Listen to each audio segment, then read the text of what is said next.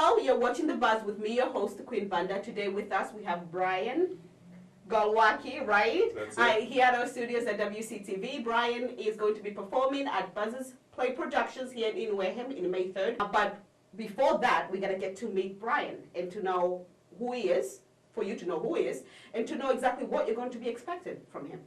Thank you. So stay tuned.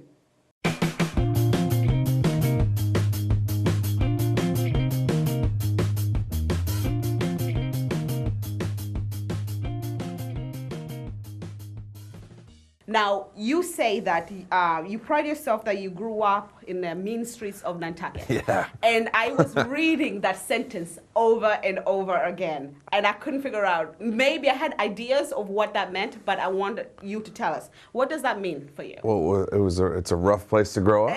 Yeah. Yeah, me and my brother had to share a jet ski. Like, we were really poor, you know, we had to... Okay, I have to pay attention that you're a comedian. Yeah, we were dirt poor.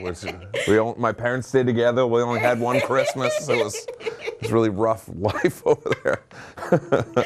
That's the joke. Like, there's nothing bad. I mean, growing up, nothing bad happens on Nantucket. So yeah, that's the joke. You know, that's just a joke. Yeah. Okay. But okay, so with that, because when I was reading it, and I completely forgot that you are a comedian, so I took everything seriously. Yeah. Because most comedians, when they're interviewed and they said, you know, why comedy? And they say, oh, I wanted to make lighter moments from tougher life experiences. Yeah. So I kind of felt like, okay, Brian is probably in comedy because he grew up in a very tough life, and he is trying to make the best of it. Such a hard. We had to drive on cobblestones. We had all these rich people come to town.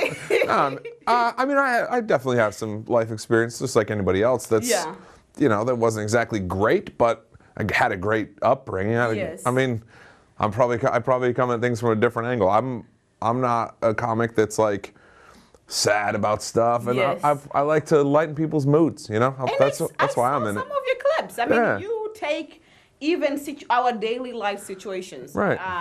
And you bring it a whole different kind of twist. And, you know, you were making fun about the mothers who keep telling their children to stay away from one side of the ocean. Yeah, that like growing up, we see all those people at the beach and all these, you know, people come from all over the world to vacation in my backyard, basically, and they're crazy. People are crazy. It's like, listen to us who have been here. Yeah, they're like, lay out all their stuff, like just spread it. Like, this is our beach. This is where, like, we're claiming this. It's like, no, you have to share it.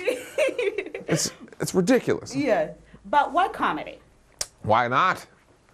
I love it. I've wanted to do comedy since I was a kid. I was like the class clown and somebody who just like, you know, picked on everybody and got picked on or whatever. It was probably self-defense early on. Yes. Like you ever seen the movie 8 Mile? You know, like people instead of letting people pick on me, I just pick on myself first and became sort of a class clown and whatever, and always pulling pranks and having fun. So that's where it started, and I always wanted to be a stand-up comic or own an ice cream truck. But why not an ice cream truck? I haven't found one yet. I'll have one. I'll have one someday, but it's just not in the 5-year plan. So what comedians have inspired you to help you really say, okay, I think this is the path for me?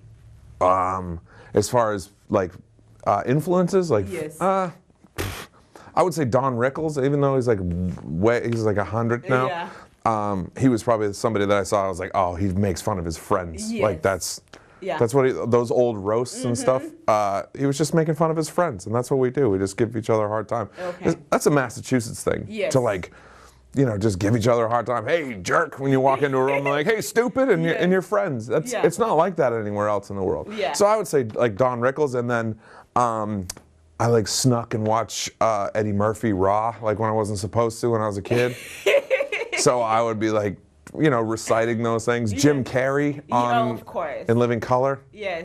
And then, like, once we got HBO in my house, on what we weren't supposed to, I was watching Def Comedy Jam. Like, I was like up at night, like hoping my mom didn't like hear swears coming out of my room and stuff like that. So Bernie Mac was like a huge influence.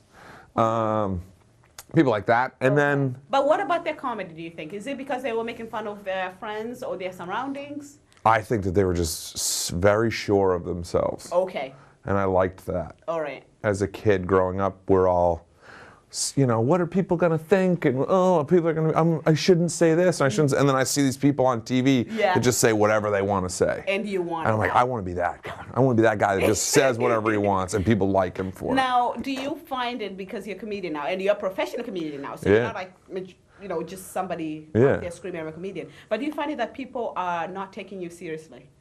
No. Since you're a comedian. I think people take me more seriously. Okay.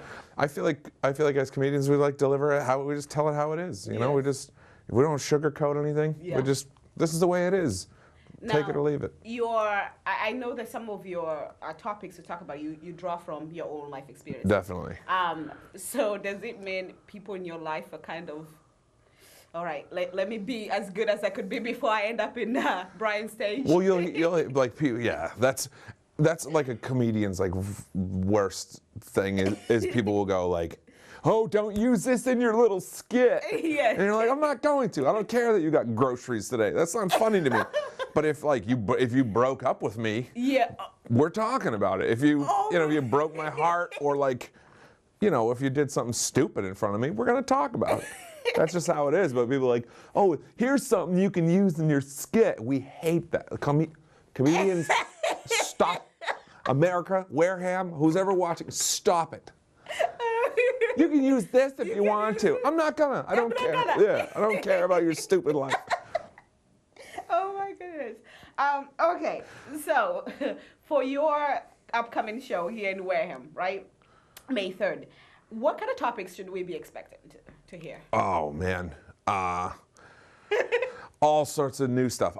I'm working on a new hour. I like just had this hour that I made, and then I have done it, and now anybody that's going to see me has probably seen it. So now I want to work on some new stuff. Okay. So I am talking about the trip that I've been on tour since October 4th. Yes. So I went to the Midwest. Yes. I'm going to be making fun of people from the Midwest. I'm picking on those people. I was in Florida for a month. I went to Disney World with my girlfriend and her 2 kids, and that was an experience that I'll be definitely talking about. Yes. I'm probably going to pick on the Cape. Okay. I like to poke a little fun at the Cape every time I'm down here, if I get a chance to. So yeah. So I always say that the Cape is like, remember The Lion King? Have you seen that movie? Yes. When I was a kid, my dad held me up and was like, ah! And I was like, what's that, Dad? He was like, that's Cape Cod. You must never go there. Like the elephant graveyard. That's what it is to us. Really? No. No. I love the Cape. Just kidding.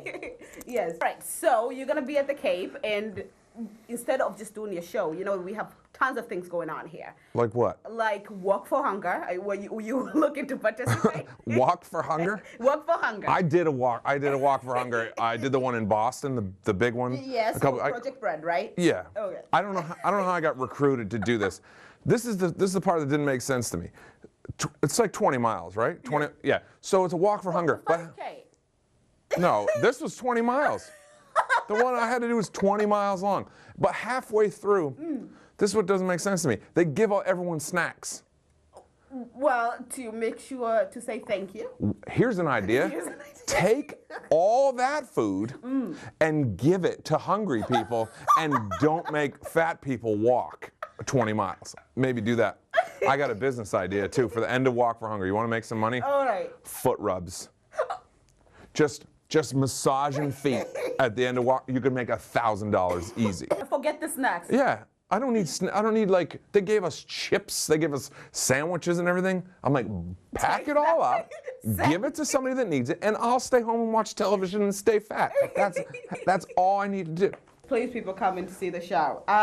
So on that note, thank you so much for coming to our studios. Absolutely. I mean, I had a lot of time just talking to you, so I cannot wait to see the show. You better be there. Show, you know.